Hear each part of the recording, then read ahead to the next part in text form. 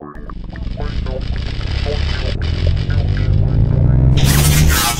guys, Caleb with White Metal Games here. Time for another cheat code. Today's cheat code is all about basic glues and adhesives. We get the question quite often, what are the most common glues we use and what purpose do we use them for?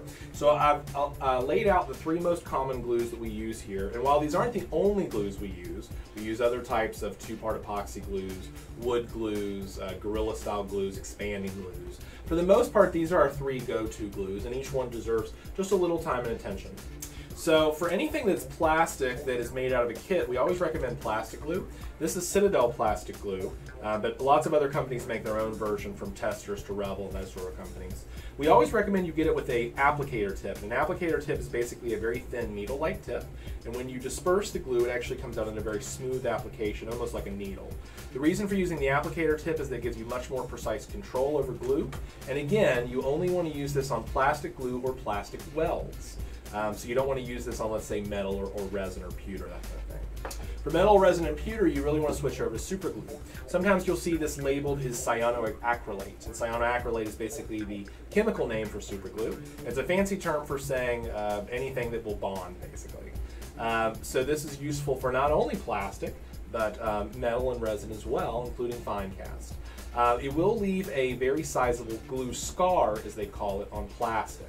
So what the glue scar will look like, sort of a white scarring. It'll have a sort of slightly matte finish to it. It's not a big deal if you're going to paint it, but we never recommend using this on anything clear, for example, clear canopies, windshield glass in car kits, or that sort of thing.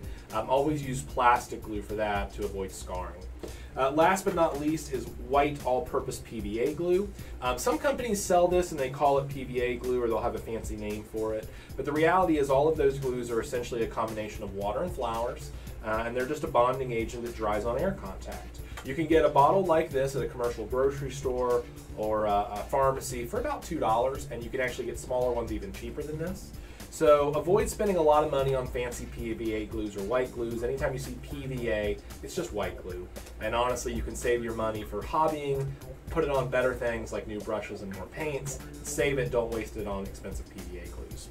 These three glues will get you through most of what you need hobby project-wise, and they should honestly be on every hobbyist desktop. If you don't have these, you can get all of these for less than $15. And if you're an average hobbyist, this sort of collection will last you weeks, if not months. So honestly, invest in the right glue for your project from the get-go and you'll never go wrong. For more cheat codes like these, check us out at youtube.com/whitemetalgames. And until next time, put your minis where your mouth is.